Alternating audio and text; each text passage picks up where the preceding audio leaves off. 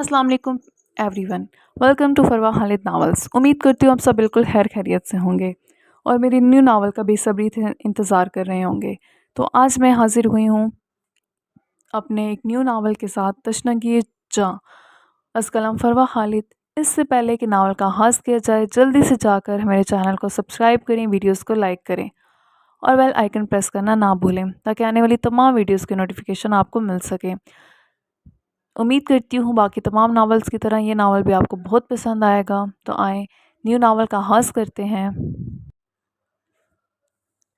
तशनगी जाँ कलम फरवा खालिद किस्त नंबर 2। अब आगे क्या हुक्म है सर? शराफत चाहता था कि अर्शियान इस लड़की को वापस भिजवाने की इजाज़त दे दे, क्योंकि उस लड़की को का एक रात अपनी हवेली से बाहर रहना उसके ख़ानदान की बर्बादी के साथ साथ उसके किरदार पर भी उंगली उठा सकता था।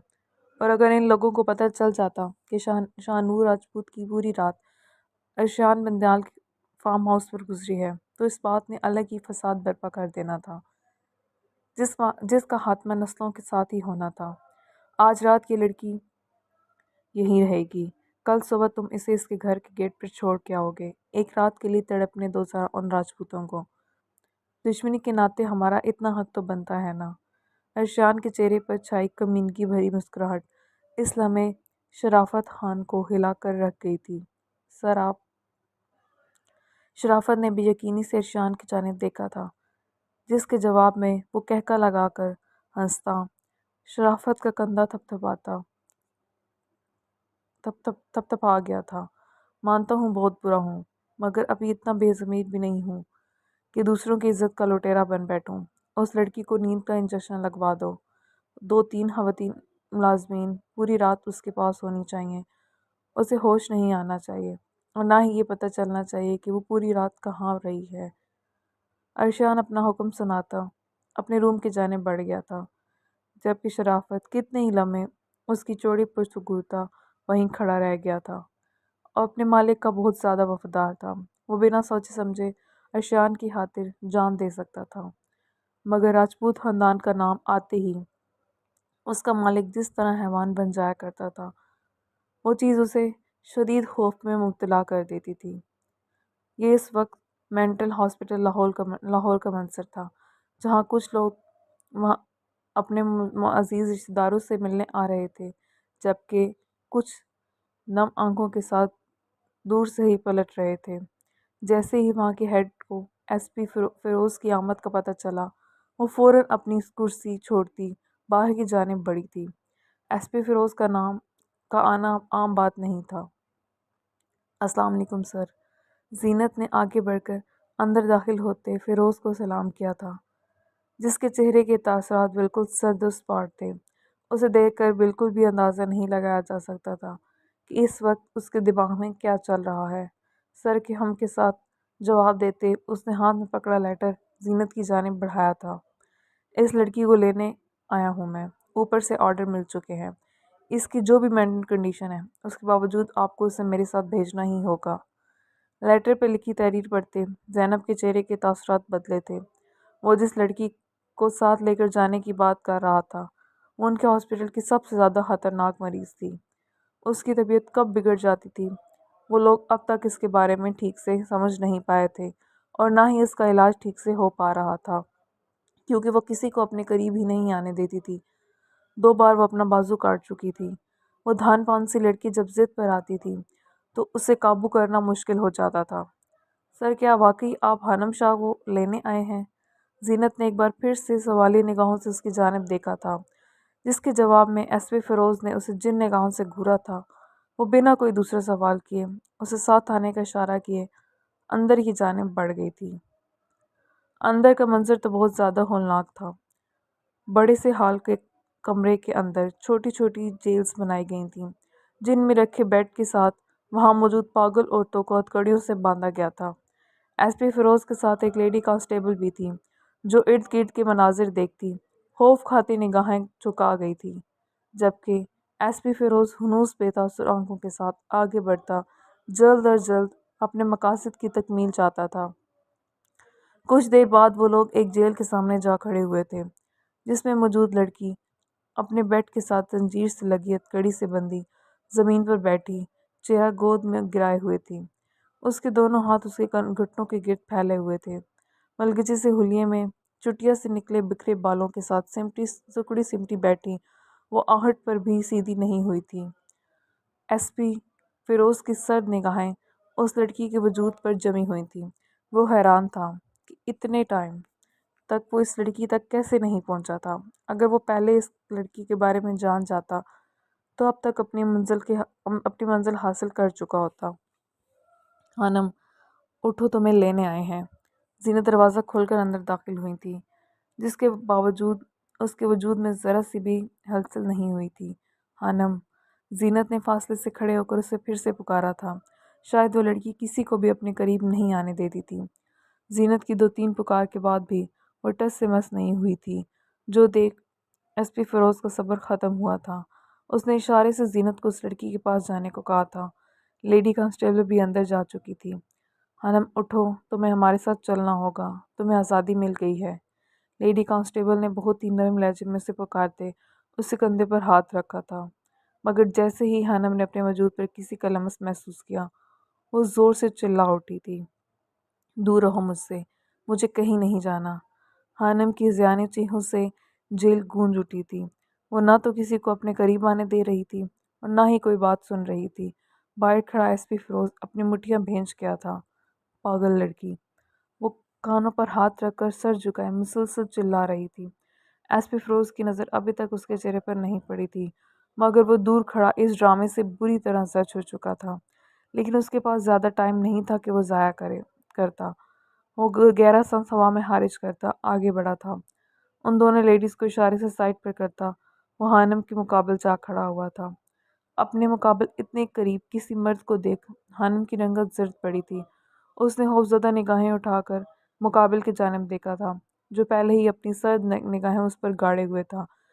اس لڑکی کی رنگت اس وقت اس قدر سفید تھی کہ اس پر آنسوؤں کے نشان بھی واضح ہو رہے تھے۔ شاید وہ ابھی کچھ دیر پہلے بہت زیادہ روئی تھی۔ اس کی آنکھوں کا رنگ بہت زیادہ حسین تھا، ڈارک براؤن کلر۔ جھیل سی گہری آنکھوں میں ہلکورے لیتا ایک انجانا خوف ایس پی فیروز کو پل بھر کے لیے چونکا گیا تھا۔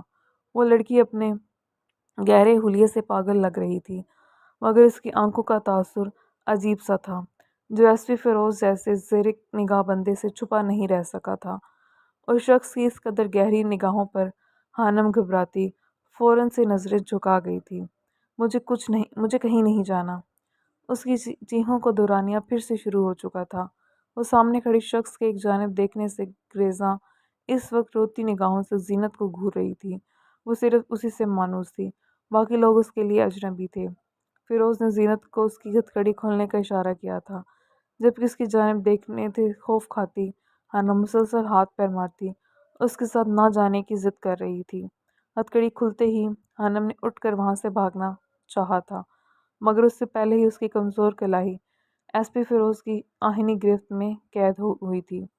خانم نے پلٹ کر اس پر وار کرنا چاہا تھا، مگر اس سے پہلے ہی فیروز اس کے ہونٹوں پر کلوروفارم بھرا رومال رکھتا اسے ہوش و حواس سے بیگانہ کر گیا تھا۔ خانم بے جان ہوتے وجود کے ساتھ اس کے بازو میں لہرا گئی تھی۔ زینت افسوس بھری نگاہوں سے یہ منظر دیکھ رہی تھی۔ 2 سال پہلے یہ لڑکی ان کے پاس رہی تھی، جو انہیں بہت معصوم اور سادہ لگی تھی۔ وہ انہیں اکثر روتی نظر آتی تھی۔ اسے روتے دیکھ وہ کئی بار اس شک میں مبتلا ہوئی تھی کہ وہ پاگل نہیں ہے، مگر ایسا نہیں تھا۔ اس کے ٹیسٹ کبھی بھی نارمل نہیں آئے تھے۔ اس کی مینٹل کنڈیشن ٹھیک نہیں تھی۔ فیروز اس کے دھان پان سے نازک وجود کو باہوں میں اٹھا کر کندھے پر ڈالتا وہاں سے نکل گیا تھا۔ زینت ایک افسردہ نگاہ خانم شاہ پر ڈالتی اپنی آنکھ سے گرا آنسو صاف کر گئی تھی۔ حسین راجپوت اپنے پورے خاندان کے ساتھ خان حویلی پہنچ گئے تھے، جہاں اس وقت رونقیں عروج پر تھیں۔ خانوں کی جانب سے ان کا بہت ہی شاندار استقبال کیا گیا تھا۔ دونوں خاندانوں نے ایک دوسرے کو پورے دل سے قبول کیا تھا۔ خواتین بھی بہت محبت سے ملی تھیں۔ ایک میرے بھی تھی، جو ایک جانب منہ پھیلائے کھڑی تھی۔ اسے نہ تو اس حویلی میں کوئی دلچسپی تھی اور نہ ہی یہاں کے لوگوں میں۔ اس کا بس دل چاہ رہا تھا کہ کسی بھی طرح یہاں سے غائب ہو جائے۔ وہ اپنے دشمنوں کو جیتتے نہیں دیکھ سکتی تھی۔ اور اس کے یہاں آنے میں اسے اپنے کسی بہت بڑے دشمن کی جیت ہوتی معلوم ہو رہی تھی، وہ جو مر کے بھی نہیں ہونے دینا چاہتی تھی۔ ماشاء اللہ، ہماری چھوٹی سی گڑیا کتنی بڑی ہو گئی ہے، کوثر بیگم نے بہت ہی محبت کے ساتھ میرم کو اپنے گلے لگاتے کہا تھا، اور پہلے سے زیادہ پیاری بھی۔ ان کا جملہ مکمل ان کی بڑی بہو مہرین بیگم نے کیا تھا، جس پر شمع بیگم اور باقی سب دھیرے سے مسکرا دی تھی، جبکہ میرم مروتن بھی نہیں مسکرا پائی تھی کہ کوئی اس سے پوچھتا کس وقت وہ کتنی مشکل سے یہاں موجود تھی۔ گل، چھوٹے خان اٹھے نہیں ابھی؟ کوثر بیگم نے وہاں سب کے بیچ بیٹھ کر اپنے لاڈلے بیٹے پوتے کے بارے میں پوچھا تھا۔ نام سنے بغیر ہی میرب سمجھ گئی تھی کہ یہ کس کے بارے میں بات ہو رہی ہے۔ جی خانم بی بی، وہ اٹھ گئے ہیں، ابھی پلوشہ بی بی ان کے لیے چائے لے کر گئی ہیں۔ گل کوثر بیگم کو ان کا تسلی بخش جواب دیتی وہاں سے ہٹ گئی تھی، جبکہ اس کا جواب چائے کا گھونٹ بھرتی میرب کا حلق تک کڑوا کر گیا تھا، اچانک اسے چھو لگا تھا۔ سب خواتین فکر مندی سے میرب کی جانب متوجہ ہوئی تھیں۔ میرو، کیا ہوا تمہیں؟ ٹھیک ہو؟ اسے بری طرح کھانستا دیکھ شمع بیگم پریشان ہوئی تھی۔ اس سے پہلے کہ میرب کوئی جواب دیتی، اس کی نظر سیڑھیاں اترتی پلوشہ پر پڑی تھی، جس کی ہونٹوں پر شرمگی مسکراہٹ بکھری ہوئی تھی۔ میرب کی آنکھ اگلتی نگاہوں نے دور تک اس کا پیچھا کیا تھا۔ وہاں اتنے سارے لوگوں کے بیچ اسے اپنا دم گھٹتا محسوس ہوا تھا۔ وہ خاموشی سے اٹھ کر باہر لان میں آ گئی تھی۔ ہوا بہت زیادہ سرد تھی۔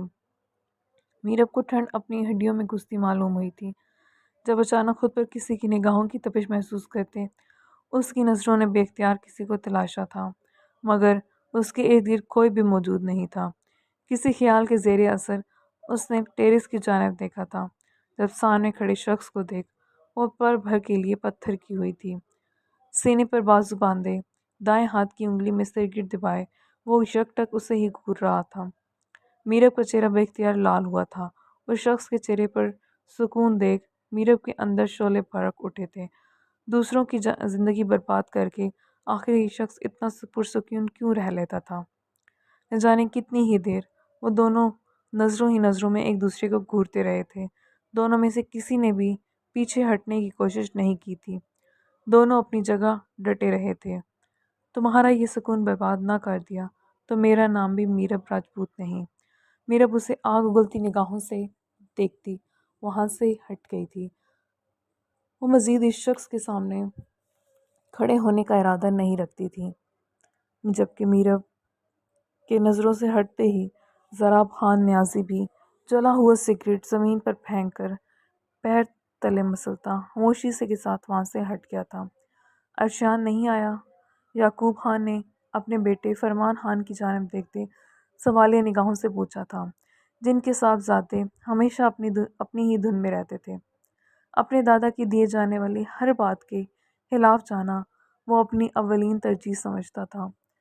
میری بات ہوئی تھی شام میں اس سے، تب تو اس کا کہنا تھا کہ وہ آئے گا، مگر نہ جانے کیوں ابھی تک پہنچا نہیں۔